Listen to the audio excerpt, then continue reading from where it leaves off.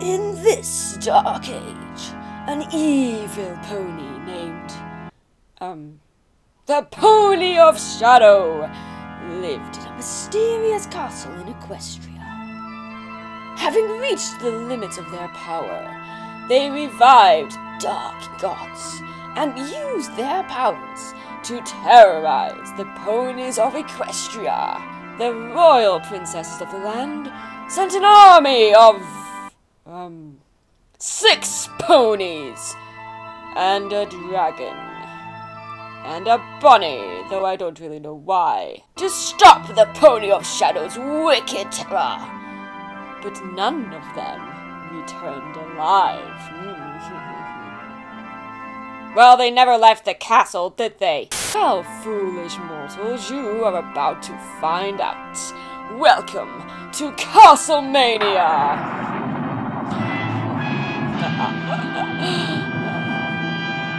I need to work on my evil laugh. Yeah, I'm not going to keep that voice up for the whole video, you'll be glad to hear, but that entire intro had more Castlevania references than this entire episode did. Guess the only reference was the title. Oh well, nerdgasm cancelled. Anywho, this episode was pretty lackluster. I mean, it had such potential to be one of my favourite episodes, considering the themes. Creepy old castle, and characters scared witless. What happened to the awesome scare tactics we saw in episodes like Sleepless in Ponyville or Luna Eclipsed?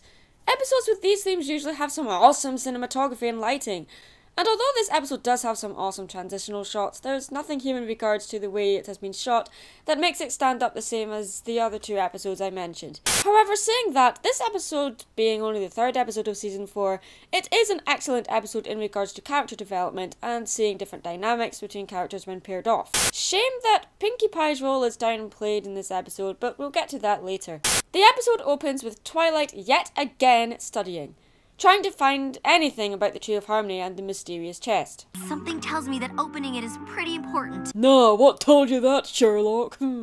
She receives a letter from Princess Exposition. Seriously, can we please have an episode where she doesn't set exposition?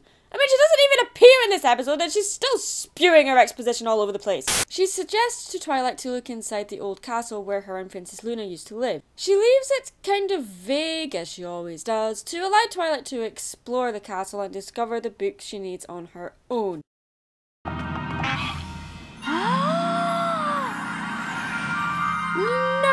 Nerdgasm! I swear, this is what I'm like when I discover a new bookshop. The joy on her face is just too adorable. Her love for books completely diminishes any fear she may have had about being in this creepy castle. But basically this just told me that, yep, we're not going to see much of Twilight in this episode. Or at least, nothing new, just more studying. Great.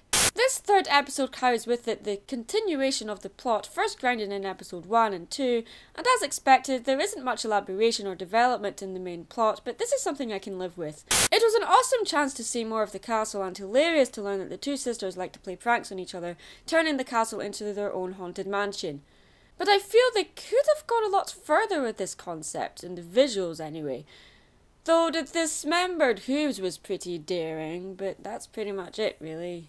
There's just full of cliches, you know, with the secret passages and the walls spinning around and even the bookcases moving to reveal a hidden passage. Yeah, nothing new here. Hand me that candle, will you? Put the candle back. Don't put the candle back. Speaking of daring, we see Applejack and Rainbow Dash's competitiveness reoccur here, adding some friendly conflict. But the whole bees thing felt like a major cop-out, as they're revealed to both be wearing bee suits. Kind of misses the whole point, really. Looking for something more daring to do, Applejack comes with the idea of going to the Princess' old castle. Meanwhile, at the Legion of Doom, how did that clip get there again? Rarity and Fluttershy, along with Angel, for some unknown reason, are heading toward the castle at the exact same time, though for a completely unrelated reason. This pairing for me was far more entertaining than Applejack and Rainbow Dash. Rarity's obsession with regality and fashion get the better of her with some hilarious results, while the other ponies, with the exception of Twilight, are terrified by the atmosphere and trickery of the castle itself. Rarity is terrified when she accidentally rips an ancient tapestry off the wall. Having her dramatic scream be the final nail in the coffin, so to speak, was comedic genius. In fact, every moment with Rarity in this episode was comedic gold. Her complete disregard for the safety and well-being for Fluttershy and Angel, contrasting with her sentimentality over the tapestries, was the main highlight of the episode to me. We must use the utmost care as we can.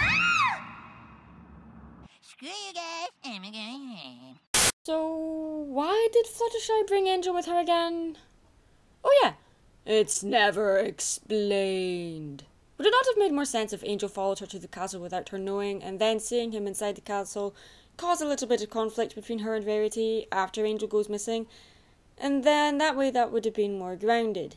Still, seeing Fluttershy again become a flustered mother figure was adorable. It was nice to see her afraid of first someone else's safety and not just, you know, shivering in terror in a corner somewhere, even though Angel clearly found her concerns pointless. But we can't leave now. Not with Angel lost somewhere in this dangerous old castle. He could be trapped under a crumbling statue, or stuck high in a tower without food, or water, or any friends at all.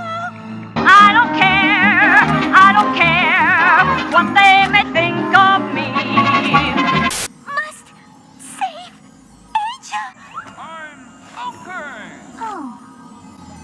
This whole setup with Angel in the castle felt really contrived, as it was obviously just a way to stop Fluttershy from running away in terror. Yes, this was why Angel was there in the first place, but like I said earlier, this setup would have made more sense if Angel had secretly followed them to the castle and then she discovers him there. Applejack and Rainbow Dash's pairing was pretty repetitive and not all that entertaining, so the less said about that the better. And as far as the episode's payoff, when discovering who the Pony of Shadow allegedly was anyway, yeah, my reaction was pretty similar to this. Here she comes to wreck the day! This was just a total facepalm. No, you know what? One facepalm does not do it justice. No, not even a double facepalm. No, this is worthy of a triple facepalm. This was just a really forced way to tie off all the loose ends, and it was just a way, ooh, yes, let's just use Pinkie Pie to wrap up all the loose ends, because Pinkie is the quirky comic relief. Come on, what are you doing with this character so far in Season 4, guys? I know it's a little early to say this, but seriously, it just feels like the writers just don't know what to do with this character other than use her as a pointless comic relief. I mean, yes, Pinkie Pie is a comic relief character, that's what she's there for, but so far all she's done this season has been spout bad jokes that have nothing to do with the plot or character development. Begin eye-rolling now. It's just Pinkie Pie being Pinkie Pie, and that's a serious cop-out. Going back to the story that Applejack told us about the Pony of Shadow being remnants of Nightmare Moon, was the only thing remotely interesting about this episode, and thanks to the saving grace of the episode showing the real Pony of Shadows at the end, I really hope this isn't just a throwaway bookend joke.